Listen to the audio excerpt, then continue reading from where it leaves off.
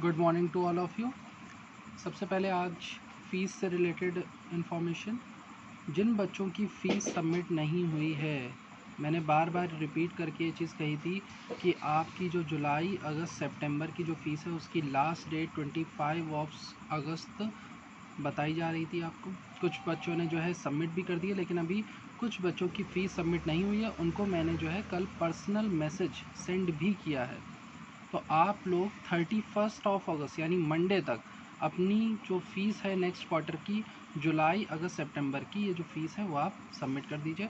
अगर आप एक साथ क्वार्टरली पे नहीं कर पा रहे हैं तो बहुत से बच्चों ने ऑप्शन दिया है कि वो मंथली फ़ीस भी उन्होंने पे करी हुई है, तो आप मंथली फ़ीस पे कर सकते हैं, जिसमें आपको अगस्त तक अगर आप सबमिट करें तो जुलाई अगस्त 2 मंथ की फ़ीस एक साथ आप अगस्त में सबमिट कर दीजिए, एंड देन सितंबर में आप सितंबर की फ़ीस जा करके सबमिट कर सकते हैं। बट बेटर ये होगा कि अगर आप क्वार्टरली एक साथ सबमिट कर पाएँ तो एक साथ आप सितंबर तक की सबमिट कर दीजिए, नहीं तो फिर आपको सितंबर में बोला जाएगा कि आप फ़ीस सबमिट करिए।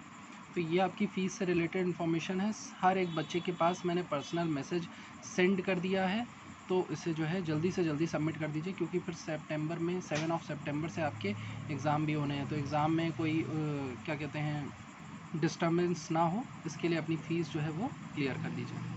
अब स्टार्ट करते हैं हमारा एक्सप्लेनेशन। तो कल हमने हमारा जो चैप्टर था रेडॉक्स रिएक्शन, उसका एक्सप्लेनेशन कंप्लीट कर लिया था। आज हम स्टार्ट करने जा रहे हैं हमारा नया चैप्टर, नेम है states of matter, that is gases and liquid. वैसे तो solid, liquid and gas 3 state होती हैं, लेकिन सॉलिड स्टेट जो है वो आपको नेक्स्ट ईयर पढ़ने को मिलेगा। इस ईयर आपको अभी गैसेस और लिक्विड स्टेट के बारे में पढ़ना है, यानी कि द्रव की अवस्थाएं, जिसमें से आपको गैस एवं द्रव के बारे में पढ़ने को मिलेगा। स्टार्ट करते हैं। सबसे पहले देख लेते हैं कि चैप्टर में हमें पढ़ना क्या क्या है। तो सबसे पहली चीज़ इसमें हमें पढ़ना होगा तीनों स्टेट्स ऑफ मैटर के बारे में कि उनमें क्या बेसिक डिफरेंस होता है। इसके बाद हमें पढ़ना है जो हमारे इंटरमोलिकुलर फोर्सेस होते हैं, या जो थर्मल एनर्जी जो होती है, मीन्स जिन फोर्सेस की वजह से, जिन बलों की वजह से ये जो हमारे पदार्थ होते हैं, जो मैटर होता है, वो सॉलिड, लिक्विड, गैस यानी कि ठोस, द्रव और गैस अवस्था में पाया जाता है। तो ये हमें पढ़ना है। देन इसके बाद हमें फेस ट्रांजिशन, फेस ट्रांजिशन का मतलब होता है जो हमारे पदार्थ की जो अवस्थाएं होती हैं उनका परिवर्तन, और इनके कुछ मुख्य बिंदु जैसे कि मेल्टिंग पॉइंट है, बॉइलिंग पॉइंट जिसे हम गलनांक एवं क्वथनांक कहते हैं, इनके बारे में पढ़ना है। इसके बाद जो सबसे इम्पोर्टेंट पॉइंट हमें पढ़ना है वो है हमारे गैस के नियम, गैस लॉज, जिसमें बॉयल्स लॉ है, चार्ल्स लॉ है, प्रेशर टेम्परेचर लॉ है, यानी कि दाब एवं ताप का नियम है, चार्ल्स का नियम है, बॉयल का नियम है, एवोगाड्रो नियम है। आइडल गैस इक्वेशन के बारे में पढ़ना है हमें, यानी कि आदर्श गैस के समीकरण के बारे में पढ़ना है कि एक आदर्श गैस क्या होती है। पहले आपको आदर्श गैस पढ़ाया जाएगा, आइडल गैस के बारे में पढ़ाया जाएगा, फिर आपसे कहा जाएगा कि आइडल गैस जो है वो एक हाइपोथेटिकल थिंकिंग है, यानी कि ये सिर्फ एक सोच है, कल्पना है। असल में यानी रियल में कोई भी गैस जो है वो आइडल, मतलब कोई भी चीज़ आइडल नहीं हो सकती, आदर्श नहीं हो सकती, उसमें कुछ ना कुछ जो है कमियां होती हैं। तो फिर आपको पढ़ाया जाएगा रियल गैस के बारे में, जिसे हम हिंदी में वास्तविक गैस कहते हैं। इसके बाद हमारे पास Dalton's law of partial pressure है, यानी कि हमारे डाल्टन के नियम हैं। जे लुसेक लॉ है हमारा, डिफ्यूज़न है, ग्राम्स लॉ ऑफ डिफ्यूज़न है, इफ्यूज़न है। डिफ्यूज़न और इफ्यूज़न ये एक दूसरे के विपरीत होते हैं, जिसमें विघटन होता है और अपघटन होता है। साथ में molecular kinetic theory of gases हमारा नेक्स्ट टॉपिक जो हमें पढ़ना होगा, जिसे हम कहते हैं गैस का अणुगति सिद्धांत। इसमें टाइप्स ऑफ मॉलिक्यूलर स्पीड्स, जो आणविक चाल होती है उसके प्रकार हमें पढ़ाए जाएंगे। देन हमारे लास्ट 2 टॉपिक्स होंगे deviation from idol gas behaviour, जो आदर्श गैस के जो नियम हैं उनसे जो हमारी वास्तविक गैस है उसमें क्या क्या परिवर्तन आते हैं, इसके बारे में हमें पढ़ना है। साथ में वॉन्डर वॉल इक्वेशन के बारे में पढ़ना है। 2 टॉपिक आपके सिलेबस से हट गए हैं, लिक्विफिकेशन ऑफ गैसेस और लिक्विड स्टेट, यानी कि गैसों का द्रवीकरण और द्रव अवस्था, ये दोनों आपको इस साल नहीं पढ़ने हैं। तो स्टार्ट करते हैं हमारा चैप्टर एक्सप्लेनेशन। तो इंट्रोडक्शन में बता रहे हैं कि हमारा जो यूनिवर्स है, जो हमारा ब्रह्मांड होता है, वो किसका बना हुआ है, मैटर यानी कि द्रव्य का बना हुआ है। और हर एक वो चीज़ जो स्थान घेरती है, यानी कि जो स्पेस ऑक्यूपाई करती है और जिसका अपना कुछ मास होता है, कुछ भार होता है, उसे हम क्या कहते हैं, उसे हम मैटर कहते हैं, उसे द्रव्य कहा जाता है। इसके बाद हमने पढ़ा कि हमारे जो द्रव होते हैं, जो हमारा मैटर होता है, वो मेनली 3 स्टेट में पाया जाता है, 3 अवस्थाओं में पाया जाता है। और ये अवस्थाएं कौन कौन सी हैं? सॉलिड, लिक्विड एंड गैस, यानी कि ठोस, द्रव एवं गैस। ये हमारी मुख्य 3 अवस्थाएं हैं जिनमें हमारा पदार्थ जो है वो पाया जाता है। ये 3 मेन स्टेट है जिसमें हमारा मैटर जो है एग्जिस्ट करता है। इसके बाद हमने पढ़ा हुआ है कि हमारे जो स्टेट्स ऑफ मैटर होती हैं, जो पदार्थ की जो तीनों अवस्थाएं होती हैं, ये एक दूसरे में क्या होती हैं? परिवर्तनशील होती हैं, इंटर कन्वर्टेबल होती हैं, यानी कि एक दूसरे में क्या हो सकती हैं? कन्वर्ट हो सकती हैं। जैसे एग्जांपल है हम वाटर का। वाटर क्या है? जब वो लिक्विड स्टेट में होता है तो उसे हम पानी कहते हैं, नॉर्मल जल कहते हैं। लेकिन वही वाटर जब फ्रीज हो जाता है, जब ठंडा हो जाता है और जम जाता है, तो उसे हम क्या नाम देते हैं? बर्फ़ नाम देते हैं। और जब हम इस जल को, इस वाटर को हीट कर दें और 100 डिग्री सेल्सियस से ऊपर हीट कर दें, 100 डिग्री सेल्सियस से ज़्यादा गर्म कर दें, तो यही पानी जो है वो किस में परिवर्तित हो जाता है? भाप में, यानी कि जो हमारा वाटर है वो वाटर वेपर, स्टीम में कन्वर्ट हो जाता है। तो इन तीनों ही केस में, चाहे आइस हो, चाहे वाटर हो, चाहे स्टीम हो, तीनों ही कंडीशन में जो मॉलिक्यूल्स हैं वो किसके हैं? जो अणु हैं वो किसके हैं? जल के ही अणु हैं। उनका सूत्र क्या रहेगा? उनका फॉर्मूला क्या रहेगा? H2O ही रहेगा। तो इस तरह से हमारी जो पदार्थ की जो 3 अवस्थाएं होती हैं, जो हमारे मैटर की जो 3 स्टेट्स होती हैं, वो एक दूसरे में इंटर कन्वर्टेबल होती हैं। लेकिन ऐसा ये नॉर्मल कंडीशंस में नहीं करती हैं, यानी कि सामान्य जो अवस्थाएं होती हैं जो हमारी, उसमें ऐसा नहीं होता है। इसके लिए हमें क्या करना पड़ता है? जो हमारा प्रेशर है और टेम्परेचर, यानी कि हमारा दाब एवं ताप, इसमें कुछ परिवर्तन करने पड़ते हैं। तो यही सारी चीज़ें हमें इस चैप्टर में पढ़नी है कि किस तरह से दाब और ताप का परिवर्तन करके, यानी कि टेम्परेचर और प्रेशर को हम चेंज करके हमारे स्टेट जो है मैटर की वो चेंज कर सकते हैं। और इसके बाद जो गैस है उससे रिलेटेड कुछ लॉज पढ़ने हैं। लेकिन उससे पहले, सबसे पहले सॉलिड, लिक्विड और गैसियस, ये जो हमारी 3 स्टेट हैं, यानी कि ठोस, द्रव और गैस, इनका अलग अलग प्रॉपर्टीज़ के बेसिस पे, यानी कि अलग अलग गुणों के आधार पर हम क्या करेंगे? यहाँ पर डिफ्रेंशिएट करेंगे, इनमें अंतर जो है वो ज्ञात करेंगे। तो सबसे पहली प्रॉपर्टी है strength of inter particle forces, जिसे हिंदी में कहा जाता है अंतराकणीय बलों की प्रबलता। तो strength of inter particle forces का मतलब है कि जो हमारे सॉलिड, लिक्विड, गैस जो हैं, ठोस, द्रव और गैस हैं, इनमें जो पार्टिकल पाया जाता है, जो हमारे कण होते हैं, इनके बीच जो फोर्स है, जो बल है, वो कैसा होता है? तो कह रहे हैं ठोस में, यानी कि सॉलिड में जो ये फोर्स होता है वो कैसा होता है? प्रबल होता है, मीन्स स्ट्रांग होता है। द्रव में, लिक्विड में ये मध्यम यानी कि मीडियम होता है। और गैस में अनुपस्थित होता है, मतलब कि फोर्स वहाँ पर पार्टिकल्स के बीच में होता ही नहीं है। जो गैस के पार्टिकल है इसीलिए बहुत दूर दूर पाए जाते हैं, जबकि सॉलिड के पार्टिकल्स बहुत पास पास होते हैं, क्योंकि इनमें स्ट्रांग होता है, फोर्स प्रबल होता है। और लिक्विड के जो होते हैं वो सॉलिड और गैस के बीच में होते हैं, क्योंकि इनमें जो फोर्स होती है वो कैसी होती है? मीडियम होती है। इसके बाद सेकेंड प्रॉपर्टी है कणों की व्यवस्था, यानी कि अरेंजमेंट ऑफ पार्टिकल्स। तो कह रहे हैं कि ठोस में, जो हमारे सॉलिड होते हैं, उसमें जो हमारे पार्टिकल्स होते हैं वो कैसे होते हैं? सुव्यवस्थित। सुव्यवस्थित का मतलब होता है ऑर्डर में होते हैं, ऑर्डर्ड मैनर में होते हैं। साथ में त्रिविमीय जालक का निर्माण करते हैं, यानी कि 3D स्ट्रक्चर फॉर्म करते हैं। सभी कणों का स्थान निश्चित होता है और एक निश्चित क्रिस्टल जालक का निर्माण करते हैं। यानी arrangement of particles highly ordered होता है। 3D लेटिस पाई जाती है विद डेफिनेट पोजीशन इन ठोस के केस में, यानी सॉलिड के केस में क्या होगा? जो पार्टिकल्स होंगे उनकी अपनी एक फिक्स्ड स्पेस होगी, फिक्स्ड पोजीशन होगी, और वो पार्टिकल वहीं पर ही पाया जाएगा। साथ में जो लेटिस पॉइंट होते हैं वो डेफिनेट होते हैं और एक डेफिनेट क्रिस्टल का फॉर्मेशन करते हैं। लेटिस पॉइंट किन्हें कहा जाता है वो समझिए। जैसे वाटर का एग्जांपल है, तो वाटर में HOH, 3 पार्टिकल, एक मॉलिक्यूल में 3 पार्टिकल है, 2 हाइड्रोजन के होते हैं, 1 ऑक्सीजन के। तो जब वो जो हमारा वाटर है वो आइस के फॉर्म में होगा, तो उस कंडीशन में हाइड्रोजन, ऑक्सीजन के जो पार्टिकल्स होंगे वो एक फिक्स प्लेस पर पाए जाएंगे। जबकि लिक्विड के केस में जो पार्टिकल्स होते हैं वो फ्रीली मूव कर रहे होते हैं, मतलब इनकी कोई एक पर्टिकुलर पोजीशन नहीं होगी। H कहीं पर भी पाया जा सकता है, O कहीं पर भी पाया जा सकता है, तो इनकी अपनी एक फिक्स जो पोजीशन है वो नहीं होती है। लेकिन हाँ, बाउंड्री जो होगी वो डेफिनेट होगी। जो हमारे लिक्विड होते हैं उनकी बाउंड्री क्या होती है? डेफिनेट होती है। जो सीमा रेखा जो होती है वो निश्चित होती है। लेकिन जो हमारे कण होते हैं उनके लिए कोई विशेष व्यवस्था नहीं होती है, एक निश्चित व्यवस्था नहीं होती है। No regular pattern is found in case of liquid. और गैस की तो फिर बात ही क्या करें। गैस के केस में ईच पार्टिकल इज इंडिपेंडेंट, हर पार्टिकल, हर कण क्या होता है, स्वतंत्र होता है। कोई कहीं पर भी पाया जा सकता है, कहीं पर भी मतलब घूम सकता है, जिसे हम कह सकते हैं कि मूव कर सकता है। और इसीलिए जो गैस होती है वो जिस बीकर में रखी जाती है या जिस जगह पर वो प्रेजेंट होती है वहाँ पर पूरा का पूरा स्पेस क्या कर लेती है, ऑक्यूपाई कर लेती है। जबकि जो सॉलिड होते हैं उनका अपना एक फिक्स्ड स्पेस होता है, फिक्स शेप होता है, ये केवल उतनी ही जगह कवर करेंगे। और जो लिक्विड है वो क्या करेगा, फ्लो तो करेगा, लेकिन एक टाइम लिमिट के बाद जो लिक्विड है वो फ्लो करना बंद कर देगा, यानी कि बहना जो है वो बंद कर देगा।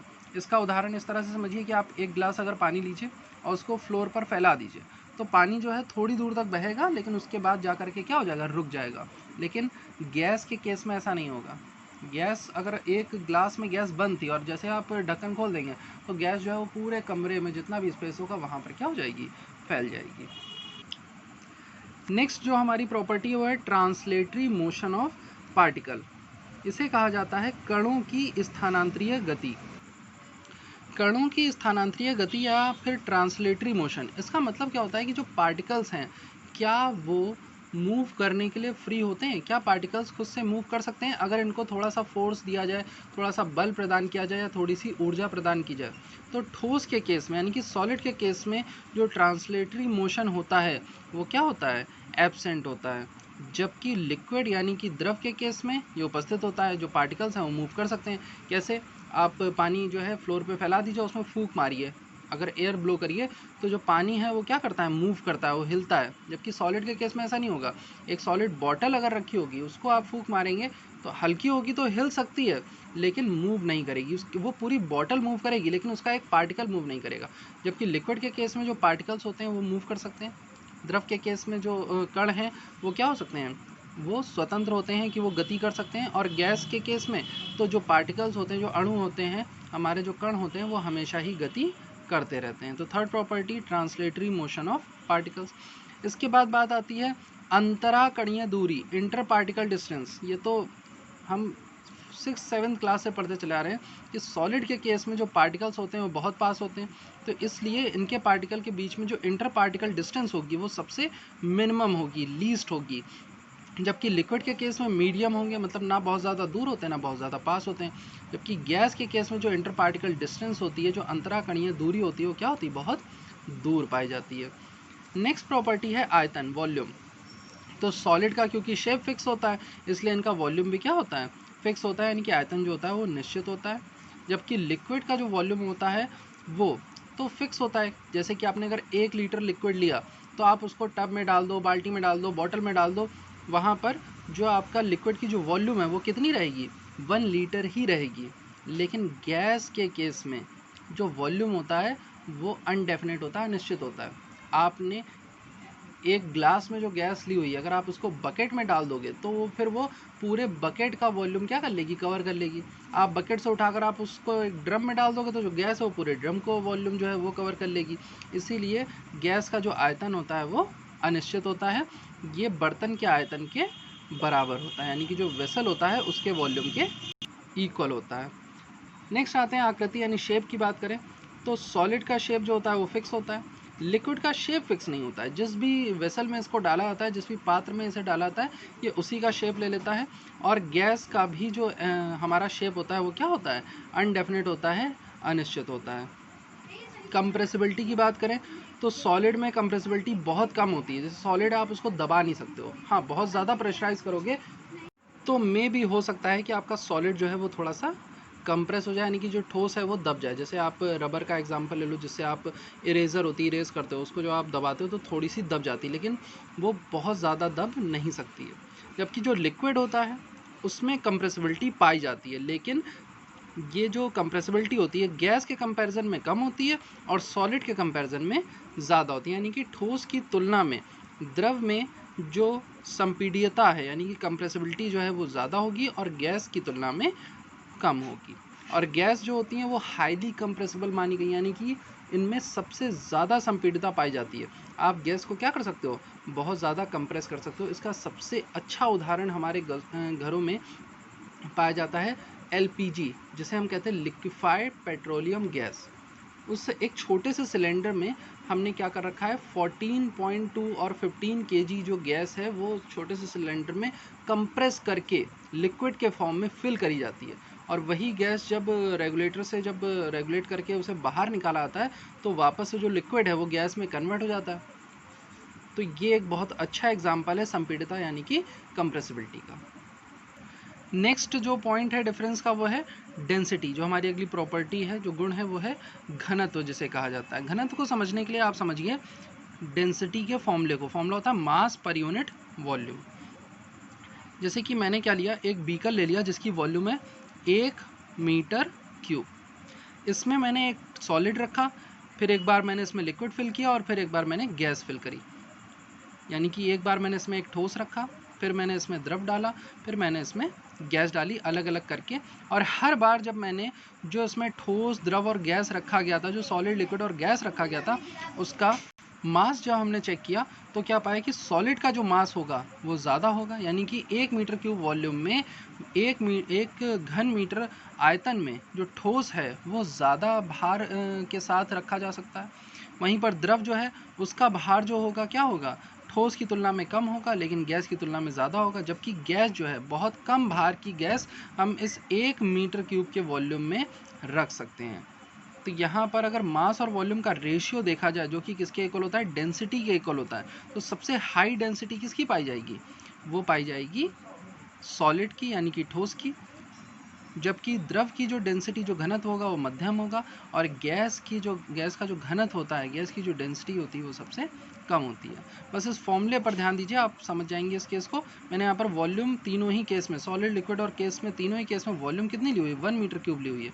लेकिन मास जिसका ज़्यादा होगा उसी की डेंसिटी क्या होगी, ज़्यादा होगी। तो सॉलिड का मास जो है वो ज़्यादा आ जाएगा 1 मीटर क्यूब में, लिक्विड का उससे कम आएगा, और गैस का बहुत ही कम यहाँ पर मास आ पाएगा। इसके बाद आते हैं थर्मल एक्सपेंशन। थर्मल एक्सपेंशन का मतलब होता है तापीय प्रसार। यानी कि अगर हम हमारे जो सॉलिड, लिक्विड, गैस है, जो ठोस, द्रव और गैस है, इसको क्या करें, गर्म करें, तो कौन कितना ज़्यादा फैलेगा, यानी कि कौन कितना ज़्यादा एक्सपेंड करेगा। तो सॉलिड में एक्सपेंशन बहुत कम होता है, मीन्स सॉलिड में एक्सपेंशन होता तो है, इसमें तापीय प्रसार होता तो है, लेकिन कम होता है। द्रव में क्या होगा, लिक्विड में सॉलिड से थोड़ा ज़्यादा होगा लेकिन गैस से कम होगा। जबकि गैस जो होती हैं उनमें सबसे ज़्यादा थर्मल एक्सपेंशन पाया जाता है, उनमें सबसे ज़्यादा तापीय प्रसार पाया जाता है। आप थोड़ा सा हीट करो गैस के पार्टिकल्स को, थोड़ा सा आप हीट एनर्जी दो यानी कि ऊष्मा दो, वो बहुत ज़्यादा क्या होने लगेंगे, फैल जाएंगे। नेक्स्ट प्रॉपर्टी है फ्लोइंग प्रॉपर्टी और फ्लूइडिटी, यानी कि बहने का गुण। तो सॉलिड तो बहते नहीं है, तो ये क्या होते हैं, रिजिड होते हैं, यानी कि ठोस होते हैं, इसलिए फ्लो नहीं करते हैं। जबकि लिक्विड है उनमें फ्लूइडिटी होती है, ये बह सकते हैं, जो हमारे द्रव हैं वो बह सकते हैं। और गैस भी क्या होती है, फ्लूइड होती है, एक स्थान से दूसरे स्थान बह करके जा सकती है। जिसका उदाहरण है घर में जो इंसेंस स्टिक होती हैं, जो धूप स्टिक होती हैं, धूप बत्ती, अगरबत्ती जब जलाई जाती हैं तो जो उसका धुआं है वो बहते बहते पूरे कमरे में या जहाँ पर भी रखा होता है वहाँ पर क्या हो जाता है, फैल जाता है। फिर बात करें प्लेन यानी तल की, यानी कि जो नीचे का जो बेस, जो तल होता है उसकी बात करें, तो सॉलिड जो होते हैं सरफेस में हैव एनी शेप। भाई अलग अलग ठोस देखे होंगे आपने, कुर्सी है, चेयर है, जो आपकी हेलमेट है, कूलर है, ये सब जो होते हैं इन सब का अपना प्लेन होता है, अपना तल होता है, ठीक है। तो इनका शेप कुछ भी हो सकता है सॉलिड के केस में, यानी कि ठोस के केस में जो तल होता है वो किसी भी आकृति का हो सकता है। जबकि लिक्विड को आप जब भी जिस भी सरफेस में डालो हमेशा वो प्लेन रहता है। प्लेन कहने का मतलब होता है समतल रहता है, यानी कि एकदम सीधा रहता है।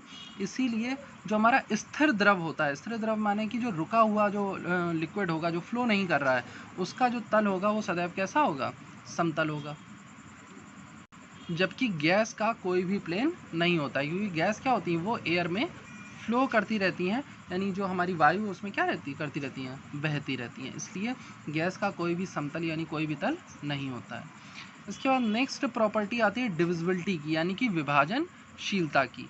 तो कह रहे हैं कि may be divided into small parts which don't unite with each other, के ठोस में हम केवल उन्हीं भागों को अलग कर सकते हैं जो एक दूसरे से बंध द्वारा यानी बॉन्ड द्वारा एक दूसरे से जुड़े नहीं हैं। जैसे चौक है, उसको आप कई पीसेस में ब्रेक कर सकते हो, लेकिन चॉक के जो पार्टिकल्स होंगे, जो कण होंगे, उन्हें आप अलग अलग नहीं कर पाओगे। लिक्विड के केस में may be divided into droplets, बूंद में। ड्रॉपलेट का मतलब जो द्रव होता है वो हमेशा बूंद बूंद में अलग करा जा सकता है। बूंदें किसी की भी चीज़ की हो सकती हैं, सिर्फ पानी की ही बूंदें नहीं होती हैं। तेल की बूंद हो सकती है, शहद की बूंद हो सकती है, ग्लिसरीन की बूंद हो सकती है, यानी कि इन सब की ड्रॉपलेट्स भी हो सकती हैं। तो हम लिक्विड को ड्रॉप बाय ड्रॉप क्या कर सकते हैं, सेपरेट कर सकते हैं। और ये सारी छोटी छोटी जो ड्रॉपलेट्स हैं वो मिल करके एक बड़ी ड्रॉप, एक बड़ी बूंद का निर्माण भी कर सकती हैं। जबकि जो गैस होती है, neither divided into parts nor इन ड्रॉपलेट्स। आप जो गैस है उसको आप विभाजित कर ही नहीं सकते हो। आप एक सीन सोचो अपने माइंड में कि जो अगरबत्ती उससे धुआं निकल रहा है और उस धुएं को बीच से ऐसे कैंची से काटने की कोशिश करो। आप कुछ पार्ट ऐसे हाथ से अलग करने की कोशिश करो, क्या कभी अलग कर सकते हो? नहीं कर सकते। यानी कि जो गैसेस होती हैं वो क्या होती हैं, इनडिविजिबल होती हैं। उन्हें हम ना तो डिवाइड कर सकते हैं, ना ही ड्रॉपलेट में यानी बूंदों में तोड़ सकते हैं। इसके बाद अगली जो हमारी प्रॉपर्टी वो है melting point and boiling point, यानी कि क्वथनांक एवं गलनांक। तो जो हमारे क्रिस्टलाइन सॉलिड होते हैं, यानी कि जो क्रिस्टलीय ठोस होते हैं, जिनमें जो पार्टिकल हैं, जो कण हैं, वो एक निश्चित स्थान पर पाए जाते हैं, एक फिक्स पोजीशन पे पाए जाते हैं, उनके पास जो है डेफिनेट मेल्टिंग पॉइंट और बॉइलिंग पॉइंट होता है, यानी कि निश्चित क्वथनांक एवं गलनांक होता है। जो उसी तरह से जो द्रव होते हैं, जो शुद्ध द्रव होते हैं, जो प्योर लिक्विड होते हैं, इनका जो क्वथनांक होता है, जो बॉइलिंग पॉइंट होता है, वो भी हमेशा निश्चित होता है। जैसे जल, जो शुद्ध जल है उसका जो क्वथनांक होगा, जो बॉइलिंग पॉइंट होगा, कितना है, 100 डिग्री सेल्सियस होता है। लेकिन द्रव में अगर अशुद्धियाँ उपस्थित हैं, यानी कि लिक्विड है, अगर उसमें इम्प्योरिटीज़ प्रेजेंट हैं, तो उसका जो बॉइलिंग पॉइंट है वो चेंज हो सकता है। देन गैस की बात करें तो each gas has a definite critical temperature. जो हमारा जो गैसें होती हैं उनमें एक निश्चित क्रांतिक ताप होता है, यानी कि उस एक क्रिटिकल टेम्परेचर इस तरह से समझ लीजिए कि उस टेम्परेचर के बाद, उस टेम्परेचर तक ही क्या कर सकती है, गैस एग्जिस्ट कर सकती है। अगर उससे कम आपने टेम्परेचर कर दिया, एक निश्चित जो हमारा ताप है, एक जो डेफिनेट टेम्परेचर है, उससे कम टेम्परेचर अगर आपने कर दिया तो जो गैस है वो लिक्विड में कन्वर्ट हो जाएंगी। तो उस डेफिनेट टेम्परेचर को, उस निश्चित ताप को, जिससे कम होने पर जो गैस है वो द्रवित हो जाती है, जो गैस है वो लिक्विफाई हो जाती है, उसको ही क्रिटिकल टेम्परेचर या फिर क्रांतिक ताप, हिंदी में से क्रांतिक ताप कहा जाता है। And the last property is free expansion, यानी कि मुक्त प्रसार। ऐसे ही रखा रहे और अपने आप जो है फैले, उसे कहते हैं मुक्त प्रसार, फ्री एक्सपेंशन। तो सॉलिड में ऐसा एक्सपेंशन नहीं पाया जाता है, ना ही लिक्विड में ऐसा एक्सपेंशन पाया जाता है कि जो लिक्विड है वो अगर एक खुले बर्तन में मतलब रखा हुआ है, एक ग्लास में रखा हुआ है, तो बढ़ नहीं सकता है। और सॉलिड भी है वो भी कभी भी बढ़ेगा नहीं। लेकिन गैस है, अगर आपने उसे ओपन करके रख दिया तो वो खुद से ही क्या करने लगती है, इनफाइनाइट, यानी कि अनिश्चित दर तक, अनिश्चित सीमा तक क्या कर सकती है, वो बह सकती है। तो ये थे हमारे कुछ इम्पॉर्टेंट डिफरेंसेस, यानी कि कुछ मुख्य अंतर हमारे जो सॉलिड, लिक्विड, गैस होते हैं, जो ठोस, द्रव और गैस होते हैं, उनके गुणों के आधार पर। इसमें से कुछ भी ऐसा नहीं था जो किसी को ना समझ में आए। फिर भी अगर कोई प्रॉब्लम है, कोई अगर आपको डाउट है तो आप क्लियर कर सकते हैं। Okay class, thank you.